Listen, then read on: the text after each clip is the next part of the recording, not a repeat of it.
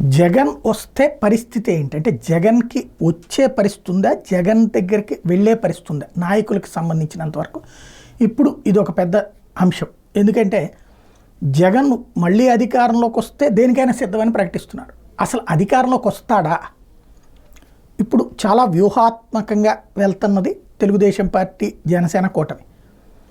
ఎప్పుడైతే major issues వచ్చినప్పుడు పవన్ కళ్యాణ్ ముందుకు వస్తారు. అంటే పార్టీ ప్రభుత్వానికి ఏదైనా ప్రాబ్లం వస్తున్నప్పుడు పవన్ కళ్యాణ్ ముందుకు వస్తారు.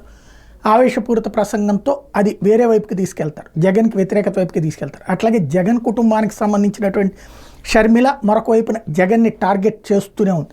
ఇటు తెలుగుదేశం పార్టీ జగన్కి సంబంధించినటువంటి చుట్టూ ఉన్నటువంటి కోటని బద్దలు కొట్టి చిల్లులు పెడుతోంది. ఇలాంటి సందర్భంలో జగన్ వెంట ఎంతమంది ఉన్నారు అంటే వేళ్ల మీద లెక్క పెట్టాల్సినటువంటి పరిస్థితుల్లో ఉంది.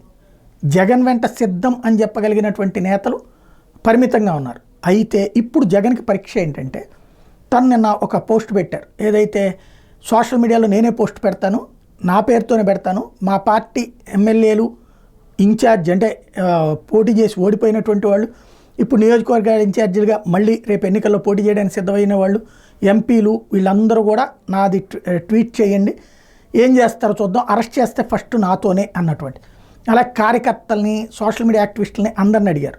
మరి ఇప్పుడు నిజంగా ఎంతమంది వస్తారు ఇప్పుడు తెలుస్తుంది. జగన్తో ఎంతమంది ఉంటారు, పార్టీ అంటే తెలుగుదేశం జనసేన కూటమి భయానికి ఎంతమంది వణికారు, లేదా సొంతగా వీళ్ళు నిర్ణయం తీసుకోగలిగినటువంటి వాళ్ళు అంటే జగన్ వెంట ఎంతమంది ఉంటారు, ఎన్ని లక్షల మంది ఇదివరకు స్పందించేవాళ్ళు ఇప్పుడు ఎన్ని లక్షల మంది స్పందిస్తున్నారు, ఇది రాబోయే 2 రోజుల్లో తేలుతుంది.